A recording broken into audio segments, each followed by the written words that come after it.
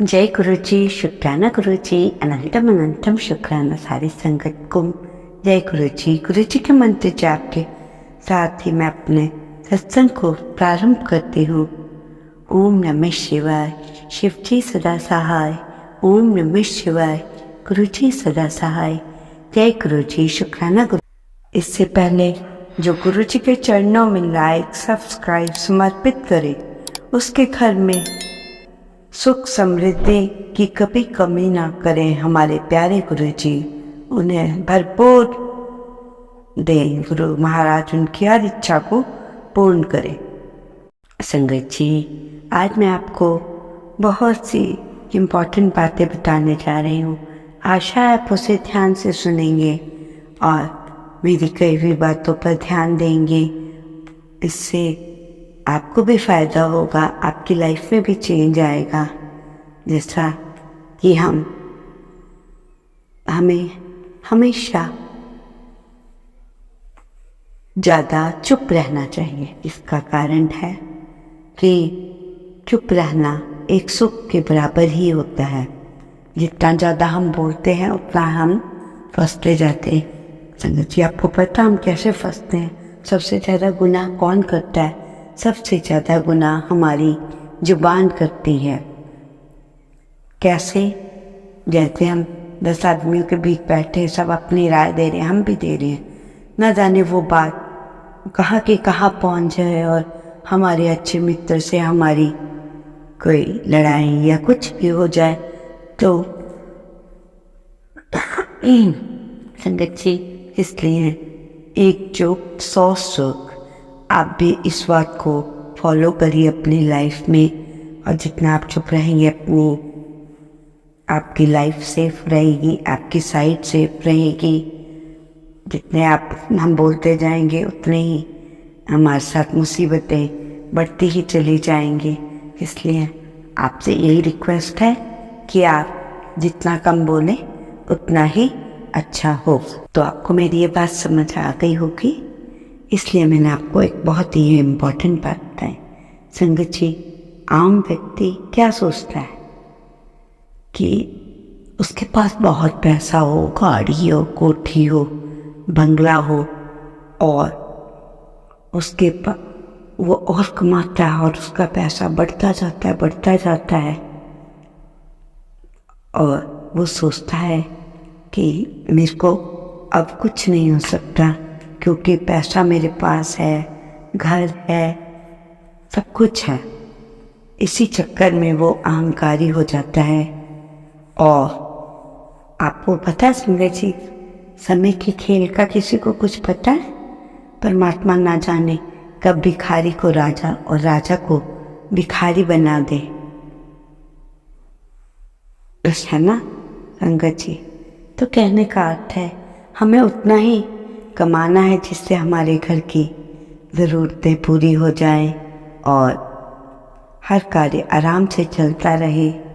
किसी को देख के हमने ये नहीं देखना उसके पास जितना क्या धन है क्या नहीं है। अगर कोई व्यक्ति धन बहुत भी कमाता हो तो इसका अर्थ है कि उसे दान पुण्य अधिक से अधिक करना चाहिए, भंडारों में अपना योगदान देना चाहिए और पूजा पाठ मंदिरों ऐसी जगह पे खर्च करना चाहिए। गरीबों की इतनी मदद करो कि वो आपको इतनी दुआएं दे। ये आने वाला है, अगर आपके कोई बुरा कर्मास भी हो वो भी सुधर जाए। तो इस ऐसी कमाई का तो फायदा है। गुरुजी यही तो कहते हैं अपने वचनों में, अगर आपने बहुत कमा लिया, किसी गरीब की मदद नहीं की, तो आपने क्या किया? उसको सामने से धुतकार दिया। तो आपकी कमाई का तभी फायदा है जब आपका धन अच्छी अच्छी जगह लगे, क्योंकि 10% तो एटलीस्ट आपको अपने धन को पूजा पाठ किसी न किसी ऐसी जगह पे लगाना चाहिए जहाँ आपके इष्ट हैं, कुछ है।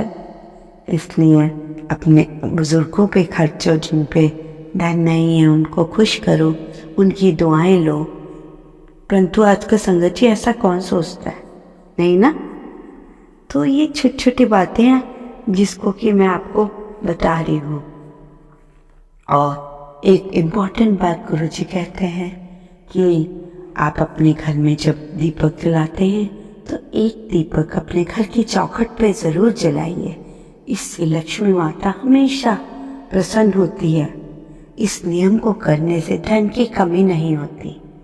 सुना संगत जी, बात छोटी सी है और बात कितनी इम्पोर्टेंट है ये आपको पता है।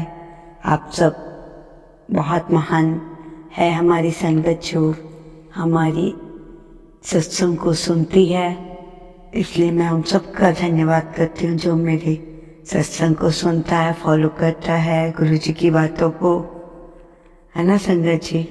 और आपसे वे भी कहती हूँ, गुरुजी कहते हैं कि टेंशन और दुख छोड़ो, सत्संग सुनो, सब अच्छा होगा। हाँ, क्योंकि तुम मुझे मानते हो तो गुरुजी के भक्त का ऐसे बुरा नहीं हो सकता। अच्छा बुरा चलेगा पर आपके ऊपर हावी नहीं हो सकती कोई चीज़। अगर होगी भी तो गुरुजी ने अपने आप ठीक कर देनी है। 10% होगी, 99% गुरुजी ने ठीक कर देनी है। उससे आपको फ़ायदा होगा। उस 10 में से भी गुरुजी अपने आप पे ही ले लेते हैं ज़्यादा। तो देखिए संगत जी, कितनी अच्छी अच्छी बातें बताते हैं हमारे गुरु महाराज। रिश्तेदारी की बात बताते हैं तो कहते हैं कि सभी रिश्तेदार बहुत प्यारे होते हैं, हमें उन्हें वक्त और ज़रूर प्यार देना चाहिए।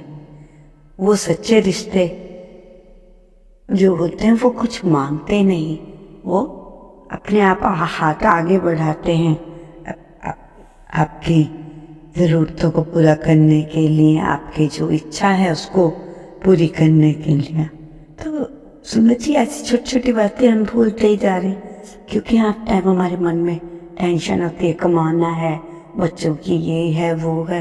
अरे जब परमात्मा ने हमें लाइफ दी है तो वो सब कुछ करता है, चाहे थोड़ा करे चाहे कम, उसको हर एक की फिक्र है संगत जी।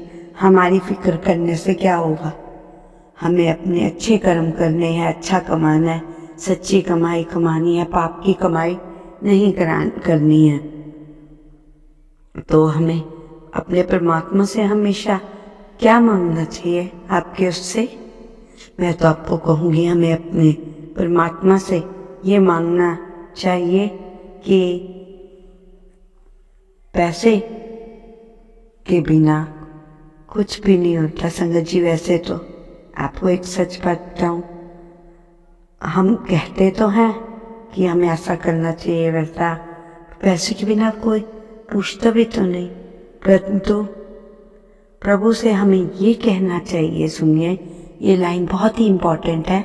प्रभु से हमें ये कहना चाहिए, परमात्मा इतना धन तो दे दो जिससे हमारे परिवार की पूर्ति के लिए धन की प्राप्ति हो जाए। संगत की हर जो ये बात संगत जी हम आपको बता रहे हैं, ये 100% गारंटी है कि हम गुरु जी से जो कहेंगे वो ज़रूर सुनते हैं, और गुरु महाराज तो सबकी सुनते हैं। अब हमें आपको बताने की ज़रूरत नहीं है कि आप गुरु जी से डायरेक्ट कनेक्शन कीजिए और अपनी बात अपने परमात्मा से कीजिए। अच्छी हो बुरी हो, बच्चों के बारे में हो, कोई कितना ही कुछ आपने पाप किया है या अच्छी बात की, सब गुरु जी को सुना दो, गुरु जी के चरणों में लगा दो, उनसे माफ़ी मांग दो और हमारे परमात्मा माफ़ भी कर देते। इसका ये मतलब नहीं कि आप रोज ही पाप करो, गलत करो और कहो गुरु जी भी मौका देते हैं एक आध बार, बार बार तो कोई नहीं देता ना संगत जी। इसलिए हमें ऐसा काम ही क्यों करना जिससे कि हमारे लिए मुश्किलें बढ़ती जाए।